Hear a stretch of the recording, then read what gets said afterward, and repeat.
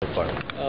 Siyempre lahat kami nalulungkot sa kalagayan ng father ko and pero just siguro prayers na lang sa ngayon na may tutulong ng mga lalo na mga tagahanga niya.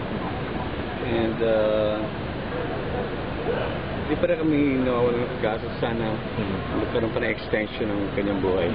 Sabi po ni Ronnie kanina, he's fighting. Yes, he's fighting talaga and talagang fighter naman talaga yan ever since yung father ko na yan. And alam niya maraming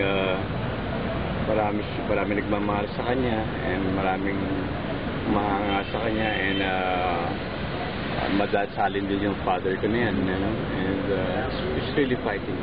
So far po yung conditions sa kidney and sa blood, may pagbabago ba yung conditions sa complications and everything? Kasi as of yesterday kasi hirap siya makaihi.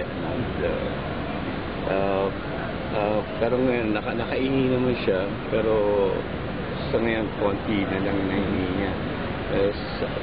Sana makaihi pa siya lalo, no? And kasi isulubong alisin yung respirator pero ng 5 hours pero hindi na kayanan so binalik yung respirator. Actually ayaw niya yun ayaw niya yung kung ano na kinakabit sa katawan niya, no? Pero syempre ganun talaga pag mahal mo isang tao, hindi kahit ayaw yun talagang syempre kailangan buhay pa o dagdagan pa ang buhay niya. Yung mga children po ba are all here na? Kompleto na kayo dito ngayon? Kompleto. Yung iba, uwi lang sila para maligo. Pero kompleto kami. Kompleto.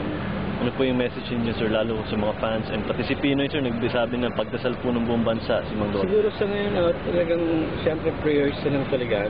Tagay ko, yan na lang talaga makakatulong para sa father ko. Prayers. Okay. Okay, sir. Maraming salamat po. Okay, thank you rin.